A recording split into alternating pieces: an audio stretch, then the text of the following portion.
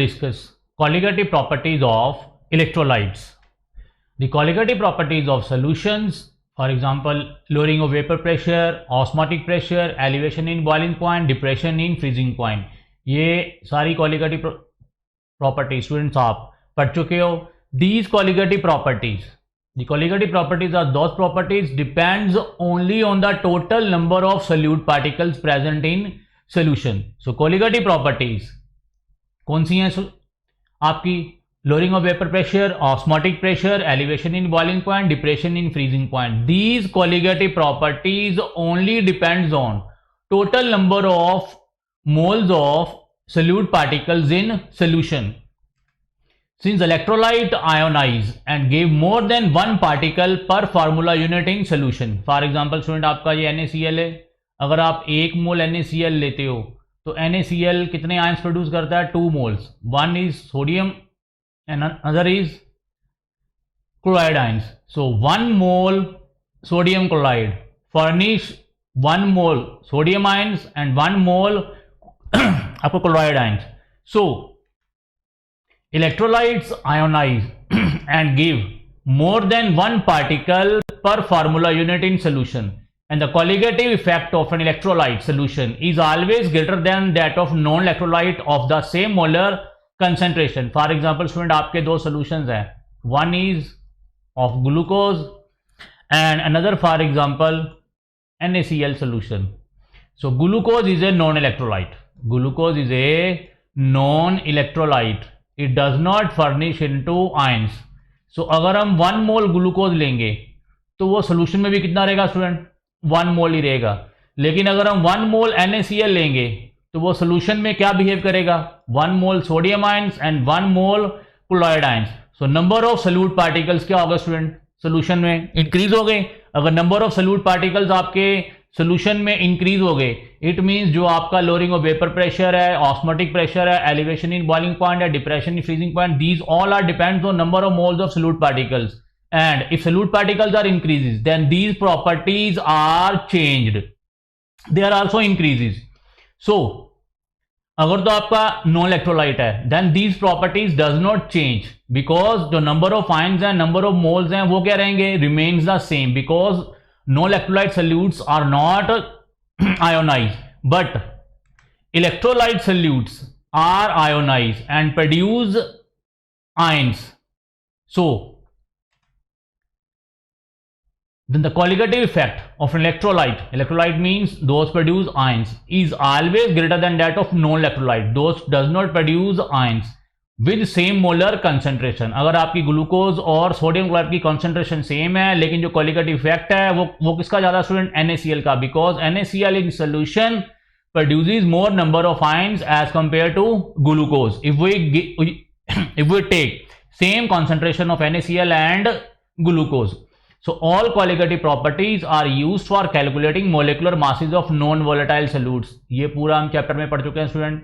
जितने भी आपके लोअरिंग ऑफ वेपर प्रेशर है, ऑस्मोटिक प्रेशर है, एलिवेशन इन बॉइलिंग पॉइंट है, डिप्रेशन इन फ्रीजिंग पॉइंट है, ये ऑल आर आपको किसके लिए यूज होते हैं? To find out the unknown molecular mass of solute. ठीक है student. And these colligative effect of electrolyte क्या हो गया स्टूडेंट? चेंज हो गया है. कितना हो गया? ग्रेटर हो गया then that of non electrolyte for same molar concentration. और ये स्टूडेंट हम ऑलरेडी प्रूव भी कर चुके हैं. Osmotic pressure is a best colligative property for determining molecular mass of non volatile substance. ठीक है स्टूडेंट, ये हम लास्ट लेक्चर में हम डिस्कस कर चुके हैं. Osmotic pressure is the best method to find out the molar mass of the unknown solute. ठीक है student. So next, colligative properties. Colligative properties are depends on number of particles, means number of molecules in case of non electrolyte. अगर student आपका for example glucose है, sucrose है, ठीक है, तो ये क्या है? Non electrolytes. सो जितने ज़्यादा नंबर ऑफ मॉलिक्यूल्स मीन्स जितने ज़्यादा number of moles of non electrolytes होंगे उतना कॉलिगेटिव प्रॉपर्टीज. कौन सी properties? Lowering of vapour pressure, elevation boiling point, depression freezing point, आपका osmotic pressure, all these are colligative properties. And these colligative properties जितने number of moles और molecules आपके ज़्यादा होंगे नॉन इलेक्ट्रोलाइट में, उतनी कोलिगेटिव प्रॉपर्टीज का इफेक्ट भी क्या होगा स्टूडेंट, आपका ज्यादा होगा. So number of ions in case of electrolytes, for example magnesium chloride, अगर आपका सोल्यूशन मैग्नीशियम क्लोराइड का है, then magnesium chloride furnish magnesium ions 1 mole magnesium ions and 2 moles chloride ions. So 1 mole of magnesium chloride furnish 3 ions. It means अगर number of particles, number of ions बढ़ जाएंगे तो colligative properties का effect भी क्या हो जाएगा student, बढ़ जाएगा. So colligative properties in case of electrolytes depends on number of ions, depends on number of moles of solute particles, mole fraction of solute. So colligative properties only depends on the number of moles of solute particles irrespective of its nature and is independent of solvent. So colligative properties are only depends on the number of moles of solute particles, not solvent, and is independent of its nature. ठीक है student. So colligative properties only depends on the number of moles of solute particles or mole fraction of solute. Next, abnormal molecular mass. अब student अगर हम electrolyte लेंगे, हम for example 1 mole NaCl ले रहे हैं, तो वो सोल्यूशन में क्या बिहेव कर रहा है, 2 मोल्स.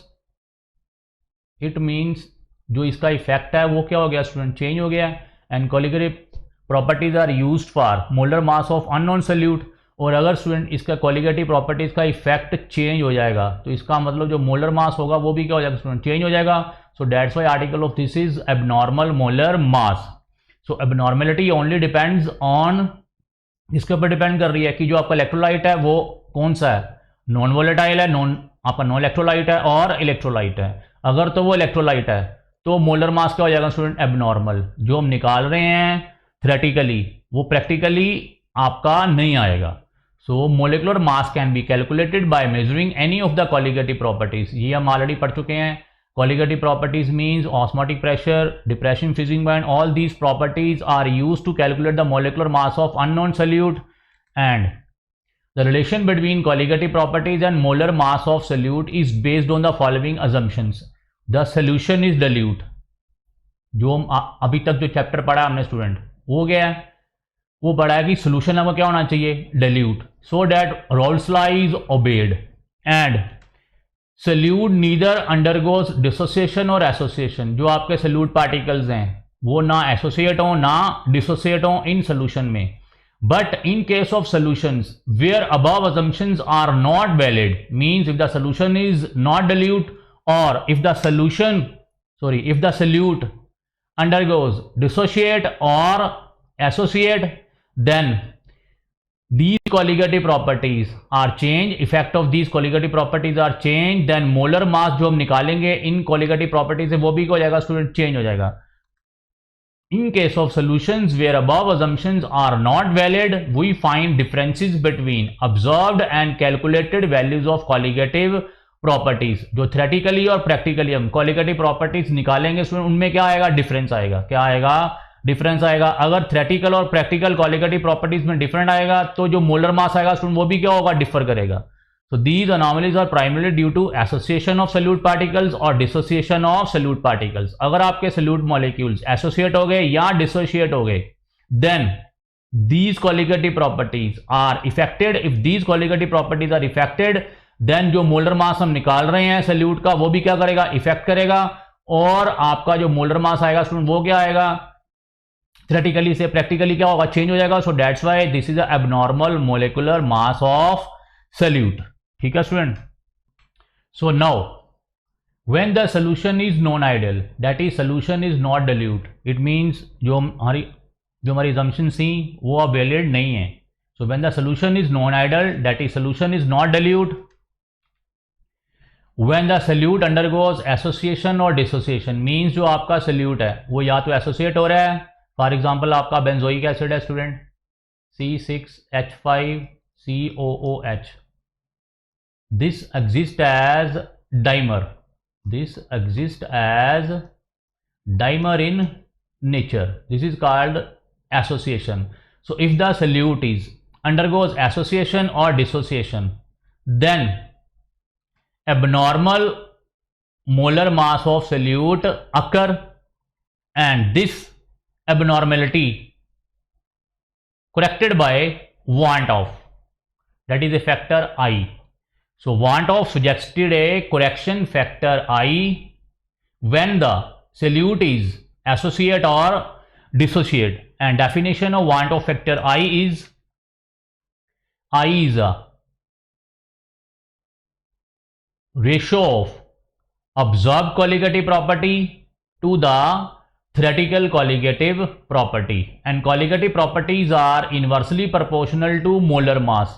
फॉर एग्जाम्पल आपका ऑस्मोटिक प्रेशर था, वो क्या था, CRT, C number of moles over volume of solution in litres, RT number of moles के आपके given mass over molar mass. So this osmotic pressure inversely proportional to molar mass of solute. So it means colligative properties are inversely proportional to molar mass. So if I is equal to, it is the ratio of observed colligative property to the theoretical colligative property. वो क्या आई, inversely proportional to molar mass. So second definition क्या आई, it is the ratio of theoretical molar mass to observed molar mass.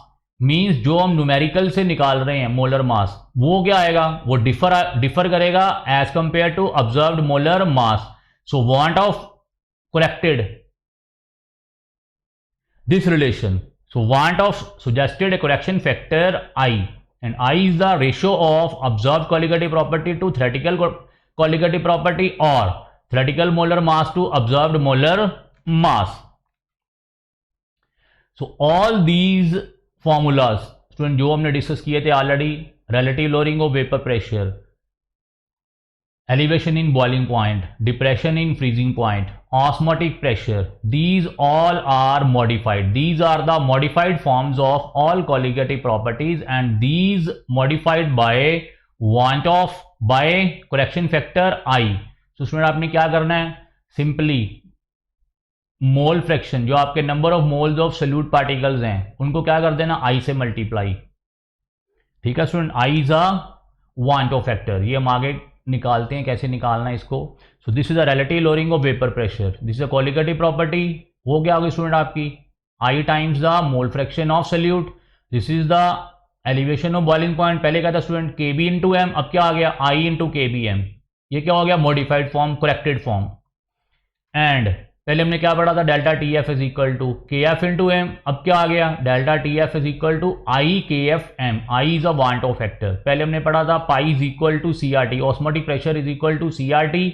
अब क्या student, osmotic pressure is equal to I C R T. I is a van't Hoff factor. All these properties are modified when solute undergoes associate or dissociate.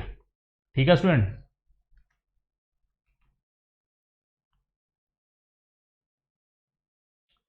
So now first degree of dissociation of molecule. For example अब आपका जो solute particle है वो क्या हो रहे हैं student, dissociate हो रहे हैं, एंड उनकी डिसोसिएट होने की डिग्री क्या है student, alpha. Alpha is the degree of dissociation of molecule. For example आपका सोल्यूट पार्टिकल ए था, when in solution this is dissociate into n moles, n particles, A1, A2, A3 and so on. So this is the dissociation of solute A into A1, A2, A3 and so on, n moles में dissociate हो गया student आपका. For example initial concentration कितनी है, C before equilibrium, and before equilibrium final concentration कितनी होगी solution की, 0. And after equilibrium student concentration क्या हो जाती है, C minus C alpha. Alpha is a degree of dissociation of molecule, कितने परसेंट वो आपका डिसोशिएट हुआ है. फॉर एग्जांपल अगर आपका 5% डिसोशिएट हुआ है तो किसके कारण से डिसोशिएट हुआ है, ऑफ सी. तो इनिशियल क्या था, सी था, 5% ऑफ सी आपका क्या हो गया स्टूडेंट, डिसोशिएट हो गया, मीन सी माइनस सी अल्फा बाकी रह गया. सो आफ्टर इक्विलिब्रियम कॉन्सेंट्रेशन कितनी आ गई है, सी माइनस सी अल्फा. और यहाँ पे सी माइनस सी अल्फा डिसोशिएट हुआ था वो कहाँ पे आ जाएगा स्टूडेंट, आपका प्रोडक्ट साइड में सी अल्फा, और नंबर ऑफ पार्टिकल्स कितने हैं, n टाइम्स आपका हो गया सी एन अल्फा. ठीक है स्टूडेंट ये आपका initial solute A, that is converted into dissociate into n molecules. For example initial concentration आपकी C है बिफोर इक्विलिब्रियम एंड आपका प्रोडक्ट की क्या होगी 0. Now C alpha, alpha is the degree of dissociation, ये यहाँ से स्टूडेंट क्या होगा डिसोसिएट हो गया, तो n टाइम्स ये कहाँ पे आ जाएगा C अल्फा, यहाँ पे आ जाएगा,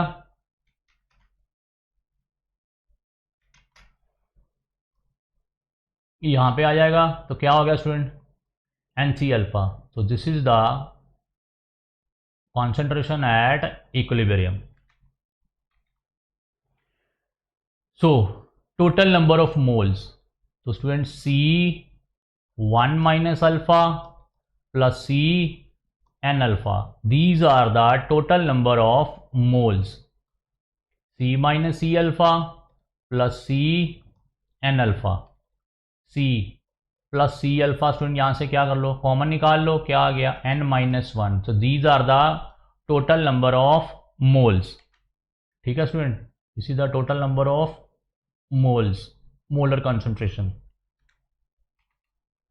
सो I number of moles at equilibrium over initial number of moles. So जो आपका वांटो फैक्टर है स्टूडेंट उसकी डेफिनेशन क्या है, number of moles at equilibrium. Equilibrium हमारी क्या कॉन्सेंट्रेशन है, क्या नंबर ऑफ मोल्स हैं सॉल्यूट पार्टिकल्स के, C plus C alpha n minus one.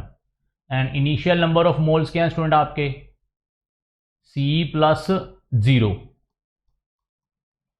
सो आई आपका करेक्शन फैक्टर क्या आ गया स्टूडेंट, यहाँ से C कैंसिल हो जाएगा, क्या आ गया 1 plus alpha n minus one.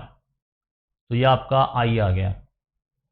So number of moles at equilibrium क्या आता है स्टूडेंट, यहाँ से C plus C alpha into n minus one, ये यहाँ पे पुट कर दिया.